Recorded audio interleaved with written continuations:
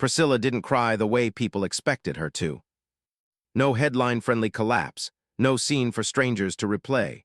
The real thing was quieter, sharp enough that the quiet itself felt guilty. I know because I was there the night her first Christmas alone finally arrived. It started like any other shift, late evening, when a house settles and every small sound turns important. I was wiping down a countertop that didn't need wiping, folding a towel that had already been folded, doing what workers do when they sense something heavy coming but can't stop it. The lights were dim. A tree stood in the corner, dressed but not celebrated, ornaments hung with careful hands, not joyful ones, and on the mantel 2 stockings were already in place. One said Priscilla. The other didn't say Elvis, it didn't say Daddy, it was just one letter.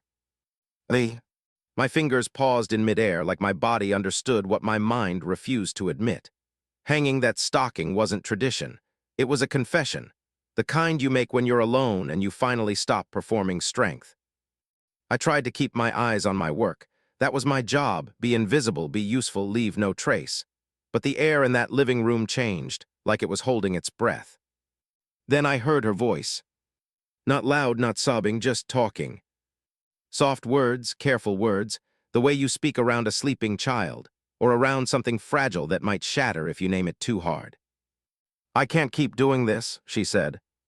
A pause long enough that I wondered if she'd been talking to me. I almost stepped forward. Then she continued, even softer. Not like this.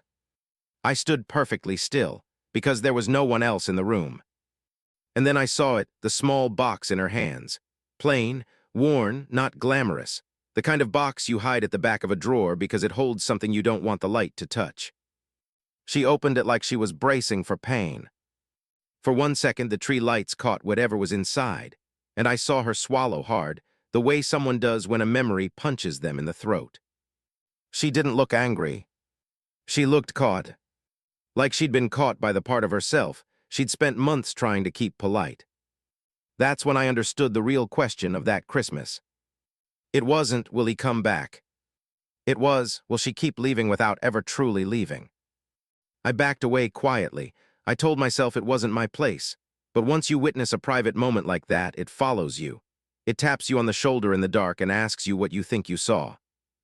Because a stocking with 1 letter can hold 1,000 lifetimes.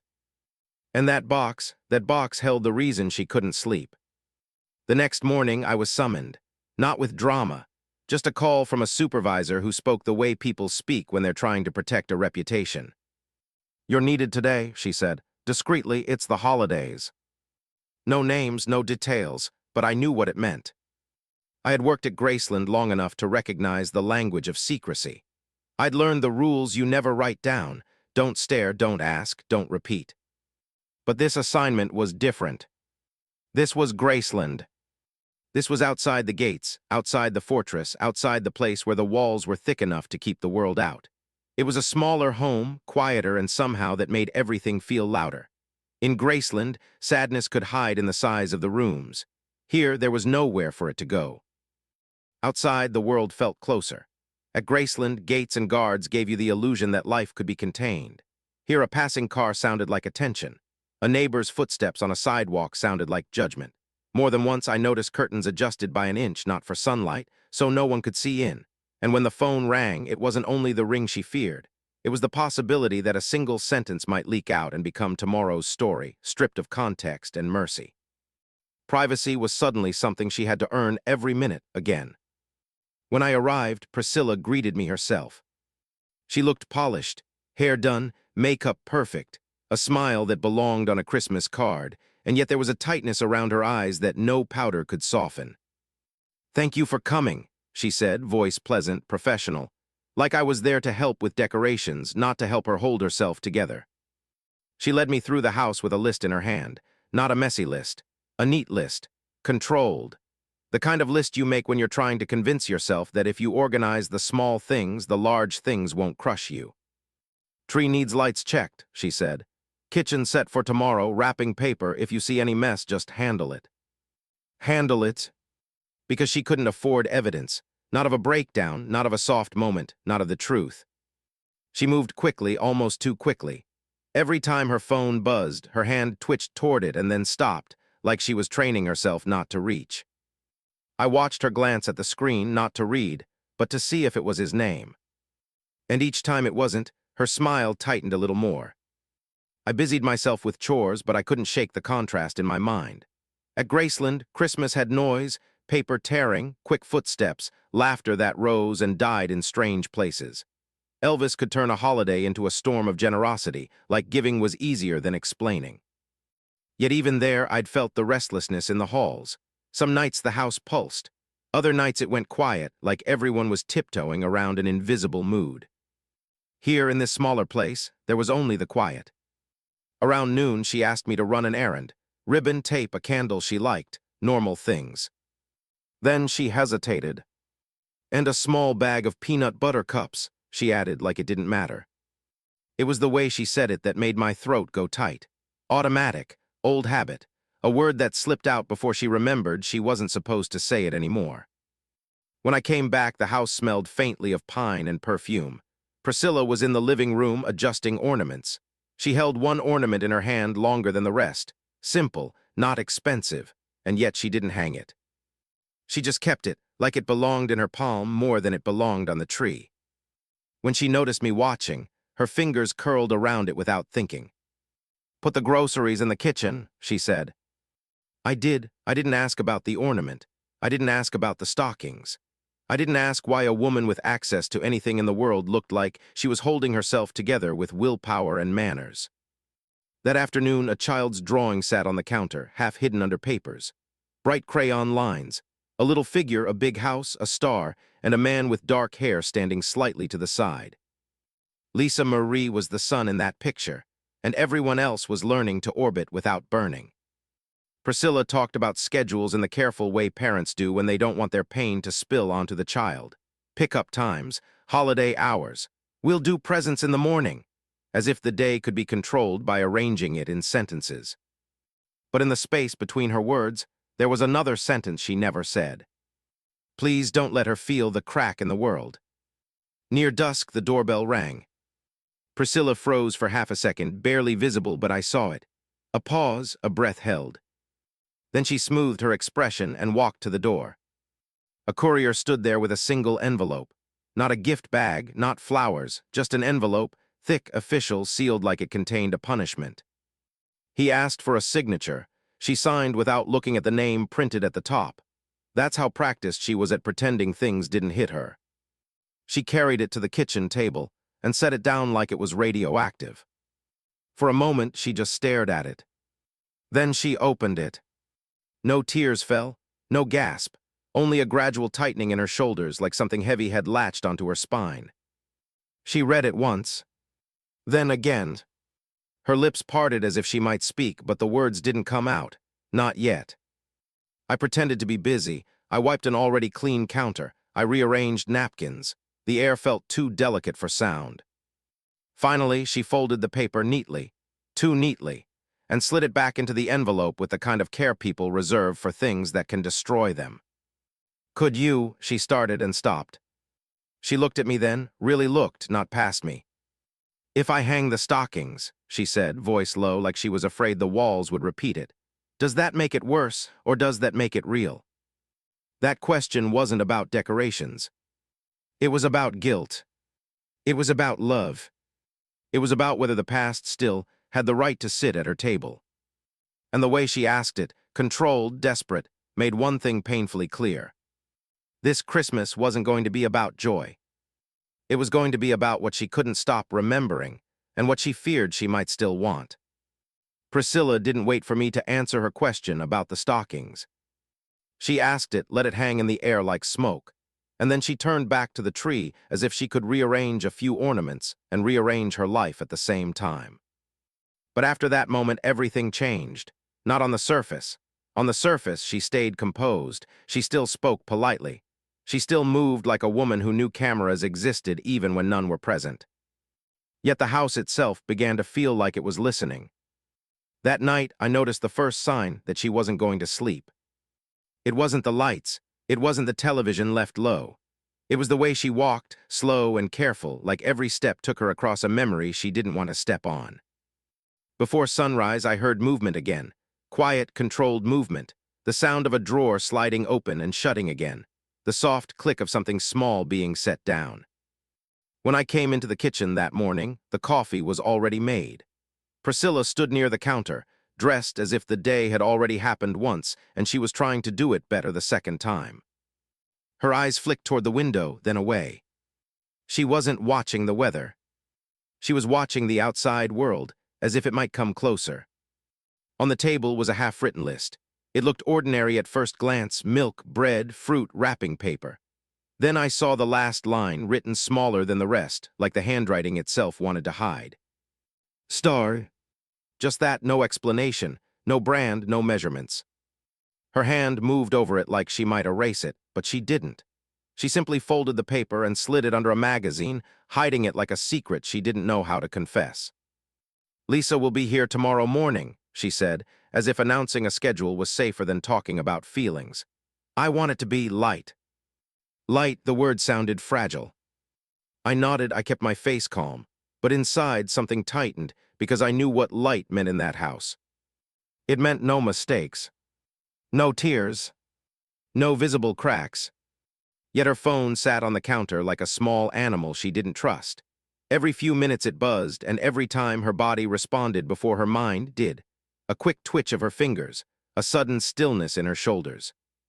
She never picked it up right away.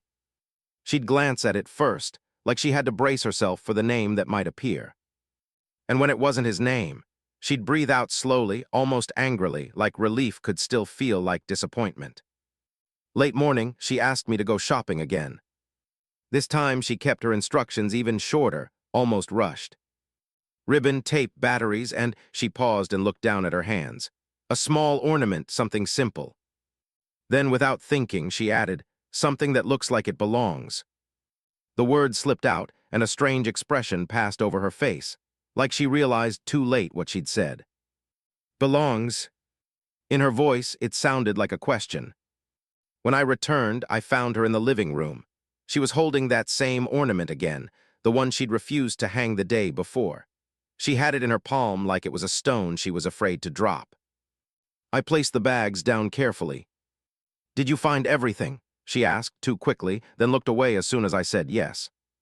She walked toward the tree with the ornament still in her hand. She lifted it toward a branch, paused, and pulled it back again. It wasn't indecision. It was fear, because hanging that ornament would mean admitting it belonged to him, or to them, or to a version of them that no longer existed. And if she admitted that, she might not be able to stop. She tried to distract herself by talking through tasks. The kitchen needs to look festive. I want the gifts stacked neatly. No mess. No mess. As the day stretched on, the house went quieter in the way it does before a storm. Priscilla moved from room to room, checking details, adjusting small things, yet I noticed she never stayed in one place for long. She kept circling the phone. Then, just after midday, it rang again. This time she flinched. Not a dramatic jump, just a tiny jerk in her shoulder, the kind you can't control. She stared at the screen. I couldn't see the name, but I saw her face. For half a second, there was something there, something like a bruise being pressed. She picked up the phone and didn't speak. A long beat. Then she said, barely above a whisper, yes. Another pause. Her jaw tightened. No, she said more firmly now, not right now. I heard only her side of it, but I felt the pressure on the line, the insistence. She turned her back slightly, as if she didn't want the room to see. I can't, she repeated. I told you. She stopped, swallowed, lowered her voice. Please don't do this tonight. Her eyes flicked toward the stocking on the mantel, the one with E. Then she ended the call. She didn't slam the phone down. She placed it down carefully like it might explode. For a moment, she stood still with her hands on the counter, knuckles pale, breathing controlled. She looked like a woman trying to hold back a wave with two palms. I didn't speak, I didn't move. It wasn't my place. But the tension that call left behind didn't fade. It grew. An hour later, the doorbell rang. Priscilla and I both froze this time.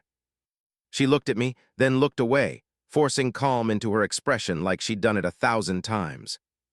"I'll get it," she said. When she opened the door, a man stood there with a package. Not wrapped, not festive, just a sturdy box, taped, labeled, handled with care. He spoke quietly, his voice respectful, like he knew he was delivering something that wasn't just an item. Priscilla didn't take it immediately. She stared at it. Then she signed for it. And when she closed the door, she stood there with the box in her arms like it weighed more than it should. She carried it into the living room and set it on the coffee table. She didn't open it. She didn't even sit. She just looked at it. There's a kind of silence that happens when a person is arguing with themselves. You can't hear the words, but you can feel the battle. Finally, she sat down slowly. She placed her hands on either side of the box as if she were steadying it or steadying herself. "It's from him," she said. "Not Elvis. Just him." The maid in me wanted to pretend I hadn't heard. The human in me felt my throat tighten. Priscilla's fingers traced the tape along the edge of the box. She moved like she was approaching something dangerous. Then she looked up at me. "I didn't ask for anything," she said. The words were simple, but underneath them was an accusation directed at the universe. "I didn't ask him to send anything." She wasn't angry at the box. She was angry at what the box could do to her. Because gifts can be weapons when they come with memories attached. "I'll be in the kitchen," I said gently, giving her space. But as I turned away, the sound of the tape tearing stopped me. She opened it. Not fast, not with excitement. She opened it like she was removing a bandage from an old wound. The flaps lifted. The paper inside rustled softly. Then Priscilla went still. Her face changed, but not in the way people imagine. No tears, no smile. It was something quieter and worse. Recognition. A look that said, "You remembered that." Her hand reached into the box, trembling slightly, and she pulled out something small. It wasn't jewelry. It wasn't money. It wasn't a dramatic bouquet or a flashy symbol. It was personal. The kind of thing that only meant anything to two people. A small ornament. Simple, worn, with the kind of careful scratches you get when something has been handled often, kept close, put away and taken out again. She stared at it as if it were a key to a door she'd been trying to keep locked. Then she whispered, not to me, not to the room, but to herself. "He kept this." That sentence landed like a confession. Because it meant he'd remembered not only the relationship, but the private side, something no one else would care about, something that didn't belong to the public story. And that's what made it dangerous. Because a woman can survive anger. She can survive disappointment. But remembrance, a small, tender proof that the past still lives somewhere. That can unravel you. Her fingers closed around it. She pressed it into her palm like she could keep it from taking over her chest. Then she reached back into the box and pulled out a folded note. Her breathing shifted. She stared at the note for a long time before opening it, like the words inside might change her mind. Finally, she unfolded it. Her eyes moved across the page. And her face, her controlled, practiced face, cracked. Not into tears. Into something emptier. Like her stomach had dropped out. She read it again. Then she folded it carefully, too carefully, and set it down. "What did he say?" I asked, and immediately regretted it. But she didn't snap at me. She didn't even look offended. She looked tired. "It's not what he said," she murmured. "It's what he didn't." She took a breath and stared at the stocking again. "He didn't ask me to come back," she said. That surprised me, not because I expected him to beg, but because I expected the note to demand something. Instead, she sounded shaken by the absence of a demand.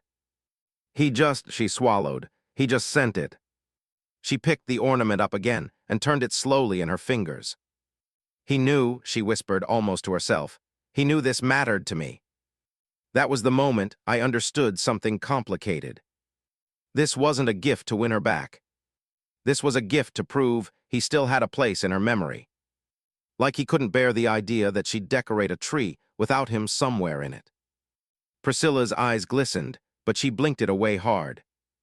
Then she stood abruptly, as if sitting too long would make her collapse.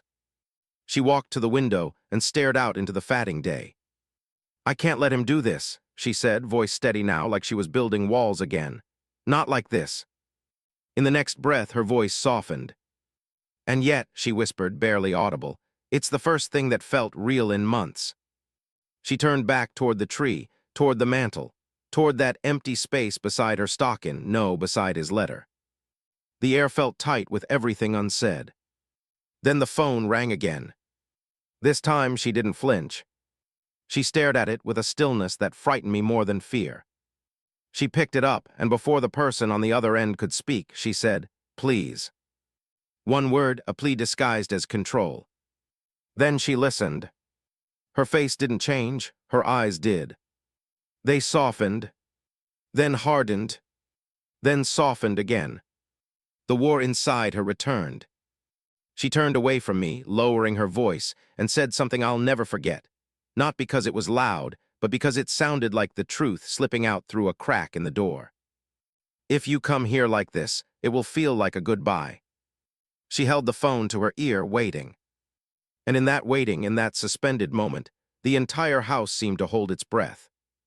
Because no matter what he said next, something was about to break.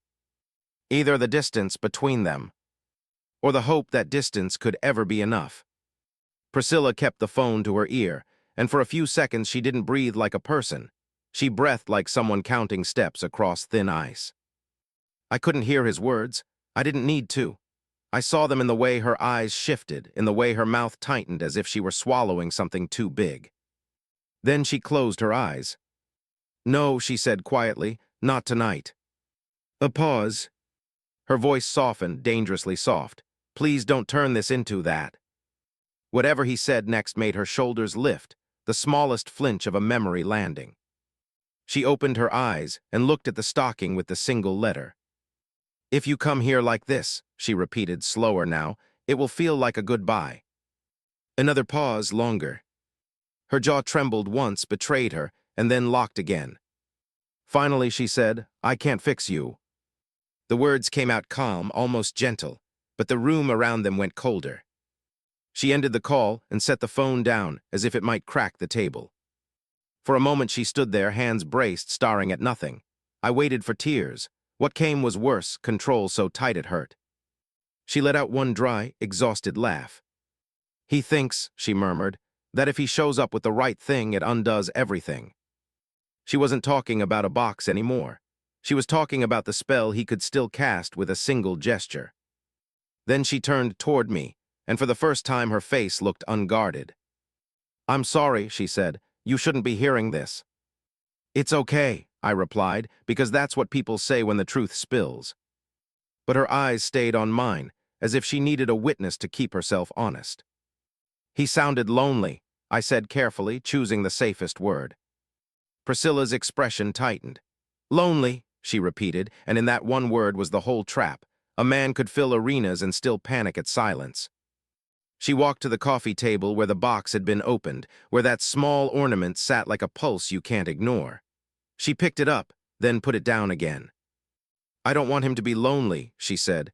"I never wanted that." Her voice broke on the last word, and she caught it, forcing it back into place. Then she said the line that changed the temperature of the house. "He thinks love means I'll stay no matter what." Not a complaint, a diagnosis. She leaned her hands on the mantel, staring at the stockings like they were evidence. "There were nights at Graceland," she said, eyes unfocusing, "when he'd look at me like a boy who'd done something wrong, and I'd think, that look is going to destroy me." She swallowed, and then he'd give me a gift or a song or a reason to feel guilty for being hurt. She shook her head once small. "I'm not saying he was cruel, he was desperate to be loved." A pause. "And the more famous he got," she whispered, "the less he knew how to be human." The sentence hung there, heavy and unforgiving. Priscilla inhaled, squared herself. "Tomorrow has to be normal," she said, "for Lisa." She spoke Lisa's name like a rope she could hold. She picked up the ornament again, turning it between her fingers, studying every worn edge. "He kept it," she murmured, "all this time." And that's how it starts, a tiny proof, a thread that pulls and pulls until the whole fabric tears. She moved down the hallway with sudden purpose, too much purpose, the way people move when they're trying to outrun a thought. I stayed near the living room, telling myself not to follow. A drawer opened. Another, the soft scrape of something being shifted with careful hands. When she returned, she carried a smaller, older box, plain, worn, the kind you keep hidden because it contains a version of you that still aches. She set it beside the stockings as if that spot had been waiting. "I hate that I still have this," she said. This time she was speaking to me, really speaking, because the loneliness was finally louder than pride. "What is it?" I asked, softer than a whisper. She opened the box and pulled out a folded piece of paper, thin and aged, creased from being opened and closed too many times. She stared at it without unfolding it. "A note," she said, "from years ago." Her voice went hollow, after one of the first big fights. She opened it halfway, then stopped, breathing as if the words could bruise her. "He said, if you leave, I won't survive it." She folded it again quickly, as if the sentence could call him into the room. "That's what he always does," she whispered. "He makes love sound like a threat." I felt something tighten in my chest, not hatred for him, but understanding of her, being someone's anchor while they refused to learn how to swim. Priscilla stood up abruptly and the softness vanished. Purpose snapped into place like armor. She pulled out ribbon and tape, tissue paper, a neat stack of cards. She laid them out with the precision of someone who needs order to keep from falling apart. "Do you know what's cruel?" she asked, voice suddenly sharp. "It's not the yelling, it's sitting in a quiet room and realizing the person you loved is out there somewhere, and you can't reach them without losing yourself." She held a pen over a blank card. Her hand hovered, trembled, stilled.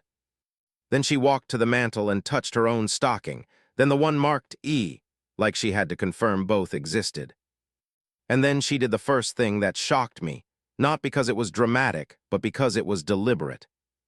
She straightened his stocking so it hung perfectly centered. Like he belonged. She stepped back, staring at it, her face tight with restraint. "Sometimes," she admitted, barely audible, "I want to call him and tell him to come. Just come, forget everything." A pause. "And then I remember," she whispered, "that here never stays quiet with him."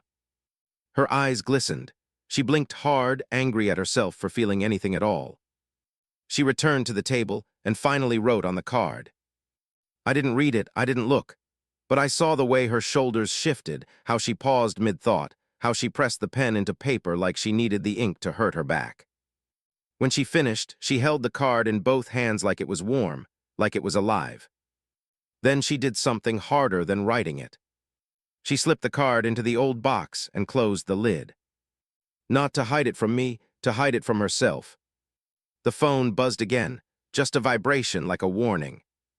Priscilla stared at it and didn't move. Then she looked at me, and her voice turned steady, almost gentle. "If I answer," she said, "I'll go back into that voice, the voice where I comfort him and I stop being me." She let the phone buzz itself into silence. Then she made the choice that split my idea of her in two. She lifted the stocking marked E, turned it open, and stared into it. It was empty. She held it open for a long beat, like the emptiness had weight.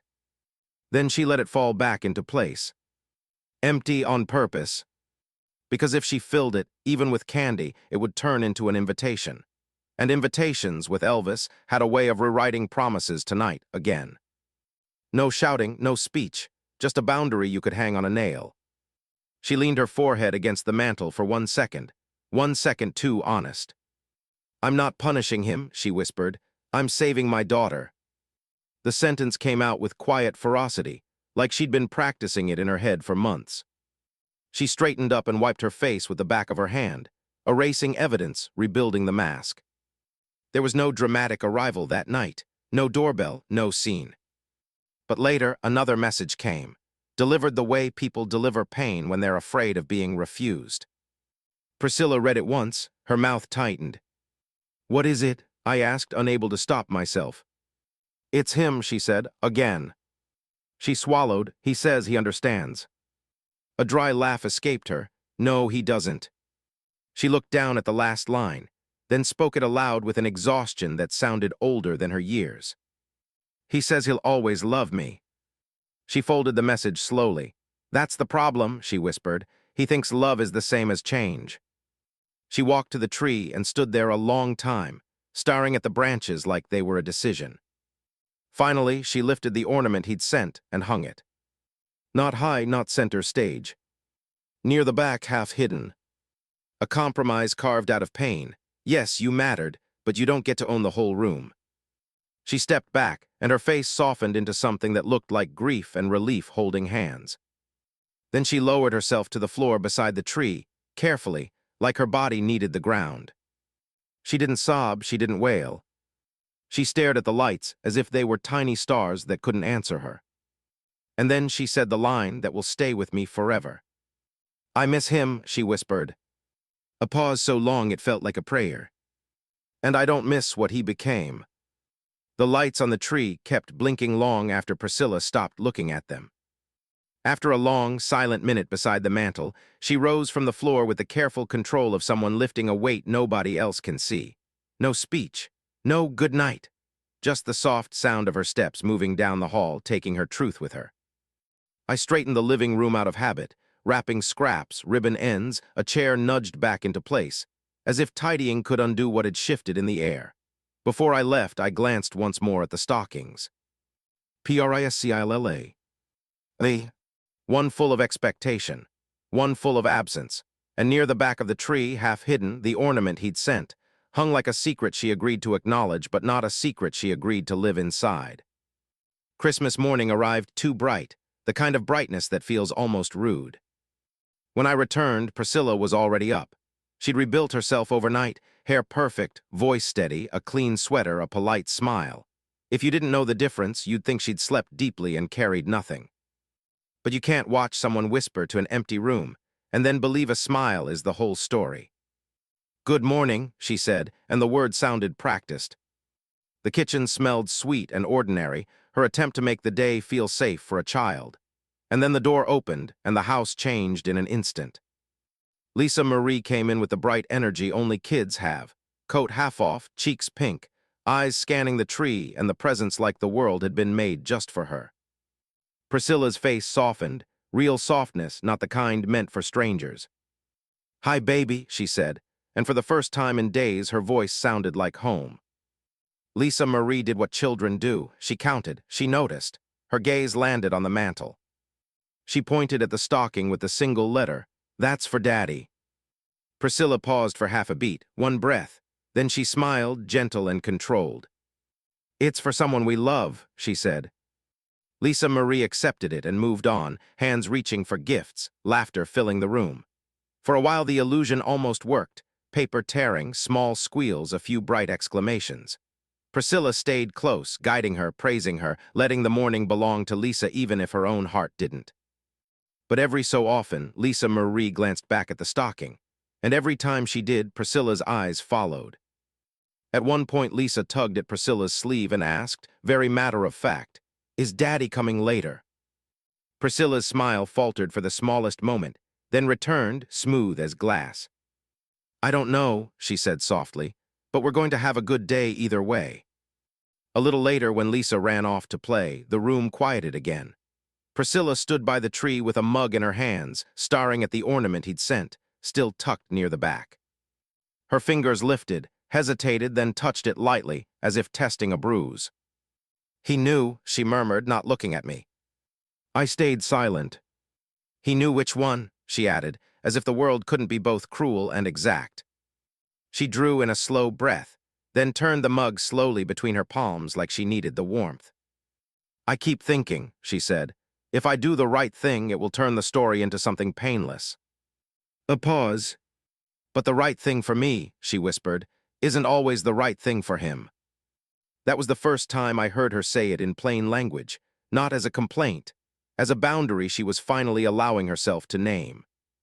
The child's footsteps returned, and Priscilla snapped back into normal like a switch. That's what shocked me most. She could pour warmth into her daughter's morning while carrying an invisible weight heavy enough to bend the room. Heartbreak doesn't always look like chaos. Sometimes it looks like a woman smiling, while she keeps checking the edges of herself for cracks. Near midday, when the house fell into a calmer rhythm, Priscilla walked to the mantel again. The movement had the tension of a decision. She adjusted her own stocking first, straight and neat. Then her eyes moved to the one marked E. Her hand hovered. She didn't reach inside. She held it open for a brief moment, stared into the emptiness, then let it fall back into place. Empty on purpose. She turned slightly, and this time she didn't pretend I hadn't seen. It would have been so easy, she whispered, to put something in there. A piece of candy, a note, a tiny peace offering that would feel harmless. But harmless doors can still open into storms. Then her phone buzzed on the counter, just once, short and insistent. She looked at it but didn't pick it up, not yet. "You see," she said, voice low. "That's how it starts, one small kindness, one small opening, and suddenly I'm back in that voice again." "What voice?" I asked before I could stop myself.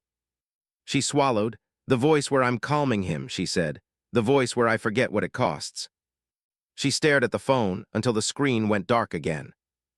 "Lisa deserves a life that doesn't revolve around fixing someone," she said, quieter but firmer. That sentence wasn't about a stalking. It was about a future she was choosing with shaking hands. The rest of the afternoon was stitched together with small routines. Priscilla laughed when Lisa laughed. She served food, cleaned up, played along with childlike excitement. And I realized something cruelly beautiful. She wasn't trying to erase Elvis from the house. She was trying to keep the house from becoming Elvis. Later, Lisa asked again, gentle this time, almost shy, "Can we call Daddy?" Priscilla crouched to her level and smoothed her hair back with a tenderness that looked like it hurt.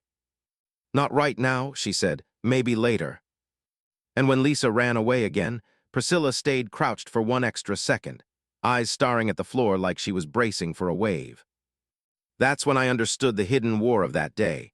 She was protecting her daughter from disappointment and protecting herself from hope. Because hope in that situation could be a trap with pretty wrapping paper. When it was time for me to go, Priscilla stopped me near the doorway like she wanted to say more but didn't trust the words. "Thank you," she said, then softer, "for letting it be normal." Normal, the fragile wish. Outside, the air felt colder. I drove back toward Graceland with an ache that wasn't mine, but had found a place to live in me anyway. Graceland always had a presence. Even quiet, it felt occupied, by memory, by myth, by the world's hunger to own him. I walked through rooms dressed for Christmas, grander than any ordinary home could ever be. The kind of rooms that made people believe joy lived here permanently. But I'd spent long enough in those halls to know the other truth. A house can be full of decorations and still feel lonely. Over the years, I'd watched Christmas at Graceland swing between extremes. Some years, gifts arrived like floodwater, too many, too fast, as if generosity could seal every crack. Other times, the house felt tense, like everyone was waiting for a mood to pass. Elvis could be dazzling and distant in the same hour. He could be warm, then suddenly somewhere else, trapped behind his own eyes. That's what the public never sees. They see the legend, the sound, the shine. But inside those walls, you could feel something softer and harder. A man who could fill arenas and still panic at silence. A man who gave gifts because gifts were easier than apologies. A man who needed love like oxygen, and when he couldn't breathe, he reached for anything that promised air. And that's why that small ornament mattered. It wasn't a grand gesture to win back a marriage. It was a heartbeat mailed across distance, begging not to be erased. In the years after the world told their story in easy sentences, she left, he changed, it ended. People picked sides like it was sport, but I kept seeing that mantle. 2 stockings. 1 letter. 1 choice. Here, what I never said out loud for a long time. That night, after I'd returned to Graceland, I found something near the edge of the mantle, something so small most people would have missed it. A tiny paper tag, the kind you tie to a stocking or gift. It had the letter E on it. It must have slipped loose sometime during the night, during all that quiet moving around. I should have thrown it away. I didn't. I stood there holding it, feeling the strange weight of one letter that carried an entire relationship for one child, one mother, one holiday. A whole argument the world would keep having long after the 2 people inside it were exhausted. I tucked it into my pocket, and I kept it. Not as gossip, not as proof. As a reminder that history isn't only written by the loudest voices. Sometimes the real story lives in the details nobody thinks to save. The empty stocking, the hidden ornament, the unsent words tucked into an old box. Because leaving didn't mean she stopped loving him. It meant she stopped pretending love was enough. And that first Christmas alone proved it. In that one letter, E, hung above an empty stocking, was the whole truth. He mattered. She remembered. And she still walked away. If this quiet Christmas shook you, it's because the loudest parts of Elvis's story were never on stage. They were in rooms like this, where love and survival fought for the same soul. Do you think Priscilla leaving was betrayal, or the only kind of love she had left to give?